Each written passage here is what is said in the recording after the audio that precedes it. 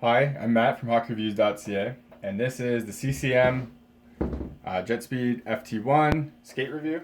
Now, I've used these for basically the winter season, and then most of us, or about half of a summer season. So I've got quite a bit of use in them. So we're going to talk about the fit, the performance things about them, and just kind of what I think about them. Skates I kind of find are harder to review because of every skate has a different fit. So if your foot doesn't fit the skate, it probably won't work out that well for you. But I can talk about the tech and like what I think of the skate itself, so I'll do that. Um, so this is CCM's second attempt into the single piece boot. So there's no outsole at the bottom. There is an insole in the inside, so it's not totally a single piece, but it's basically the only thing there is retail that isn't custom, so true. This came after the Super Tax. Then after this came the AS1s, which I will talk about a little bit, just in the difference of fit and what I think CCM did good and bad of these. So first of all, CCM made a very lightweight skate with this.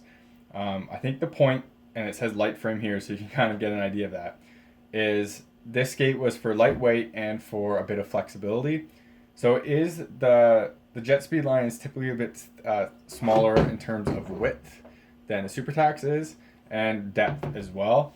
But I find CCM pretty difficult for skate fits in the sense that, unlike Bauer, which has a very like medium or small, medium, large fits for skates, I have less depth issues in this skate than I do in the AS1.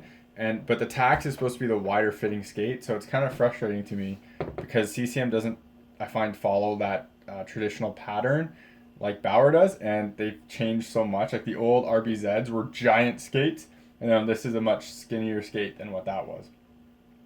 So, anyways, so this skate, first of all, didn't really fit my foot that well. I always had issues with tightness on the forefoot.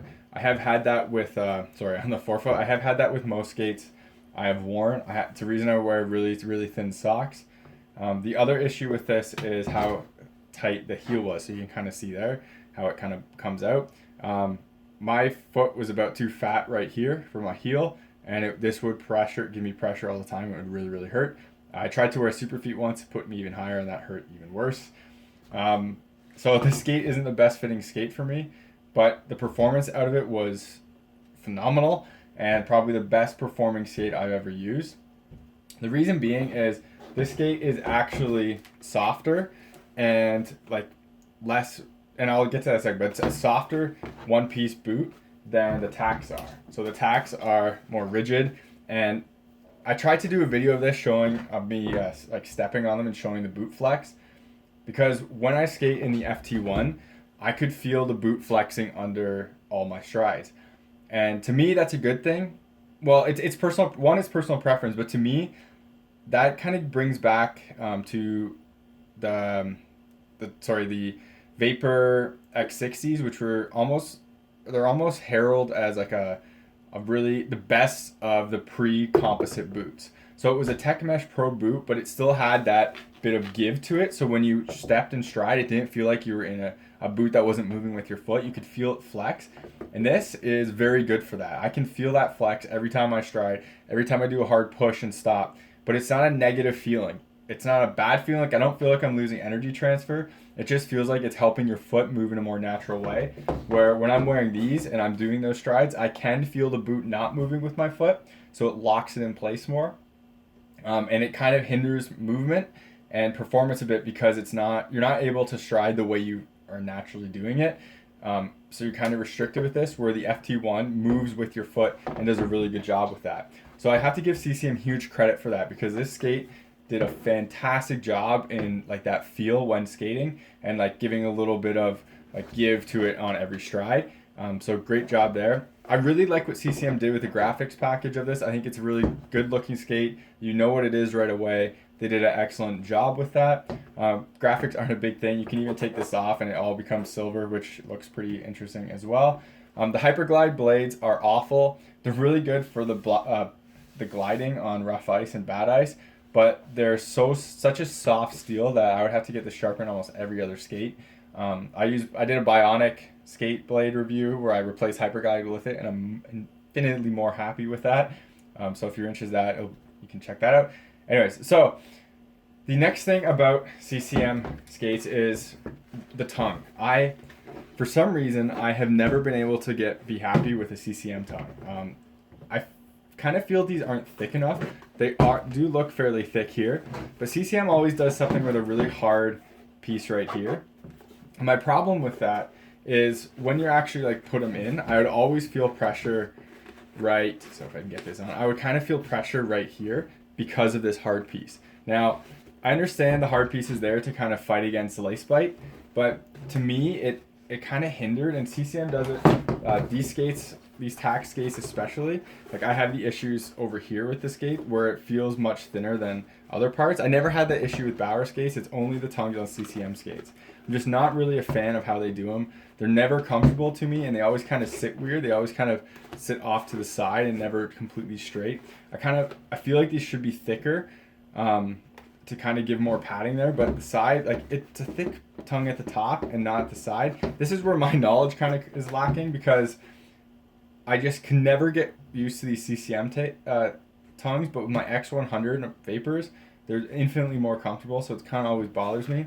One thing CCM does really well is add the protection for the tongue wear on the inside of all their skates. So they do this lower down the lines too, where Bauer only offers it on the top couple lines.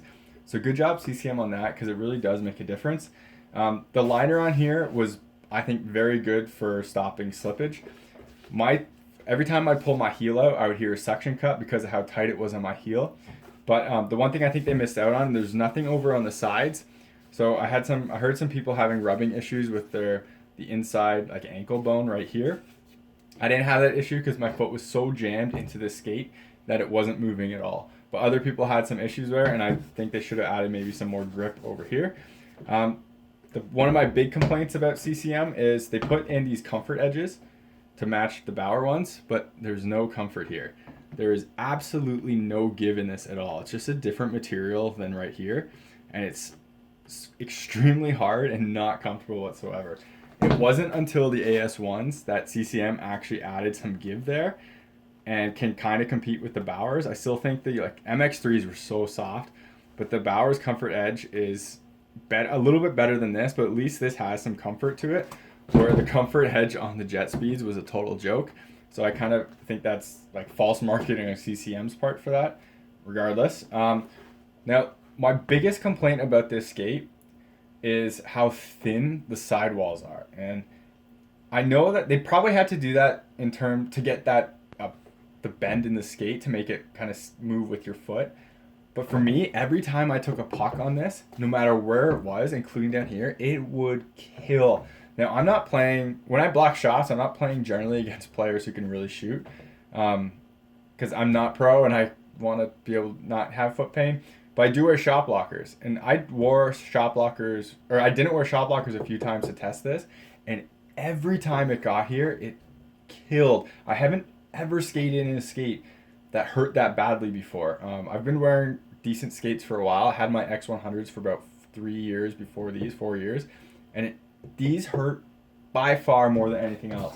Way more than these, and like it got to a point where I had someone who I talk to often about like hockey equipment, and he plays junior B, and basically he felt like he broke his foot on his first shot block to the point where he wouldn't wear them anymore if he had to play because he wasn't comfortable wearing the skates and getting hit with a puck. He ended up getting shot blockers for him because he liked the rest of the skate, but like, it was so bad to the point where he was scared of getting in front of the puck. And if you're playing an elite, like playing on power penalty kill or like playing D, you have to block shots. This thing is gonna absolutely kill your foot. So I'm really disappointed how that is. I think like the thinness in here is kind of evident. There definitely needs to be more padding in the ankles. I had a bunch of people complain that their ankles absolutely killed in these skates because there isn't enough padding. And what I mean by that is that they wouldn't mold well enough to the ankles with thicker padding. You can kind of see in the AS1s how thick this is compared to on the FT1s, and that was an issue with people from like kind of moldability and comfort there, where their ankle would end up rubbing because it couldn't mold as well because there's not enough padding.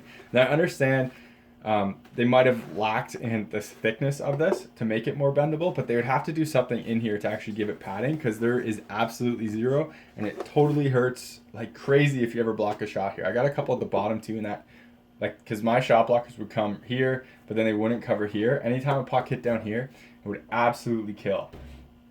So that's a huge disappointment on these. I really wish they beefed these up. I kind of like how True has the shot blockers built in, or you can order that. But I have a feeling that these are much worse than the stock Trues, even without that shot blocker. Now, finally, on to the insoles. So this is the insole that CCM puts in the skate. This is a $1,000 skate, and this is the insole that they give. Now, they also put this type of the Curex insoles in, and so that kind of gives them a bit of a break, because at least they're giving you something good. I really like these. I use these in my AS1s. I like them so much. But this is a total joke. When Bauer puts their speed plates into their top end skates, they also give a normal insole, not something like this. It has at least a little bit of cupping to it, and it's not just totally flat where it will do absolutely nothing, and it's basically just a rivet protector. Now, a lot of people say always upgrade your insoles to something else. That's fair, but this is just hilariously bad, and I've never worn like performance insoles before these skates. Then I had to wear this because this was just a joke. So that's pathetic. CCM should definitely put something better in, but at least they offered an alternative with them. That wraps up my review of the CCM Jetspeed FT1s. The fit isn't for me, but that's not really part of the review. It's more of the performance of the skate and how it works. The performance is phenomenal. I really like how it bends with your foot, and you can feel it flex with your foot. It lets you have a more natural motion, I believe. The problem for me is, well, besides the fit, that every shot that hit this would absolutely kill, and it really isn't comfortable for most people inside of here. There's not enough padding on it, and there wasn't enough like ankle lock because of the lack of padding. Also, the comfort edges are a joke. It's a very good technology skate, and it's like, it was a nice change from the crazy stiffness that is in the tacks. I really feel the next version of these is going to be a very awesome skate if they fix that comfort issue and give it a little bit more padding.